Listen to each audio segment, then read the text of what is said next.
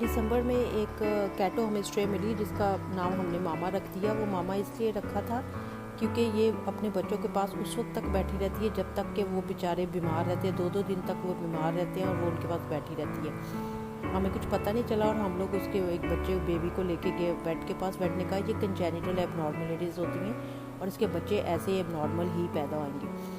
खैर वो बच्चा मैंने देखा एक बहुत वीक था, लेकिन जब दिसंबर की सुबह जब मैं उनको फीड करवाने के लिए उठी, क्योंकि वो एक ही जगह पे लेके बैठी रहती थी, उठी तो देखा तो एक बच्चे को कोई मार के चला गया। अब जिन घरों के आगे वो मरा पड़ा हुआ था बिल्कुल हमारे घर के सामने ही था। उस बेचारे बच्चे को किसी ने इतनी तौफीक नहीं की। सुबह बच्चे स्कूल गए हैं और सब बच्चे जॉब पे गए हैं, उन्होंने उसको उठाने की बिल्कुल भी जहमत नहीं की। मैंने उसको उठाया और उसको दफनाया। उसके बाद फिर मई में फिर वो प्रेग्नेंट हुई और उसने 3 बच्चे पैदा किए। उसमें जिस घर में उसने बच्चे पैदा किए उसी घर वालों ने उनको एक शॉपर में डाल के बाहर फेंकवा दिया।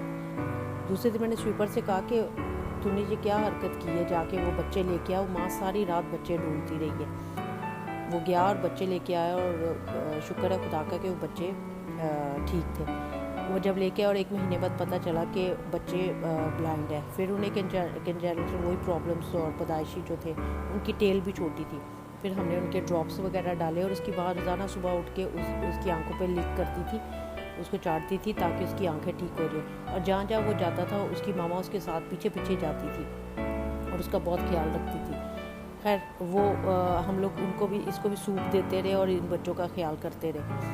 और वो ब्लाइंड था, उसको नज़र नहीं था आता। लेकिन फिर एक सुबह वही हाल हुआ जो दिसंबर में हुआ। किसी ने उसके ऊपर बाइक चढ़ा दी जाते वक्त और उसकी सारा अंदर की अंतड़ियाँ वगैरह बाय।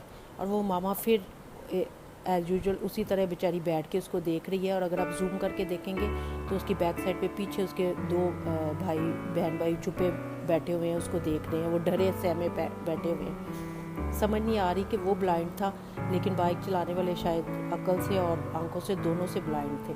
उसकी मामा तब तक बैठी रही, पता नहीं रात से बैठी रही, लेकिन था ये फ्रेश क्योंकि उसकी ब्लीडिंग हो रही थी। हम लोगों ने उसे उठाया और उसकी मामा के सामने फिर उसको हम लोगों ने दबा दिया और उसकी मामा बेचारी उसके ब्लड के पास आके सूंघती रही। फिर हमने उसके वो ब्लड वाला पेपर जो है वो भी वहाँ से उठाया।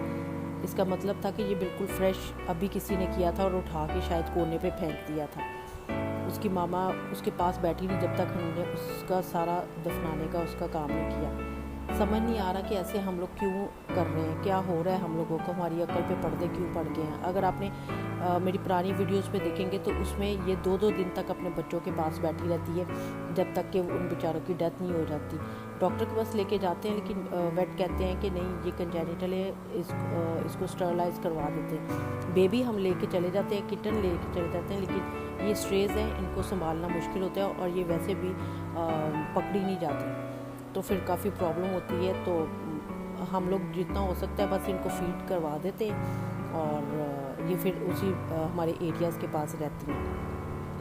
बस ये सिर्फ कहना था आप लोगों से कि अपने चलते फिरते इधर उधर प्लीज़ थोड़ी सी आंखें खोल के चला करें कि कोई जानदार कोई आपकी गाड़ी के नीचे या आपकी बाइक के नीचे तो नहीं आ रहा।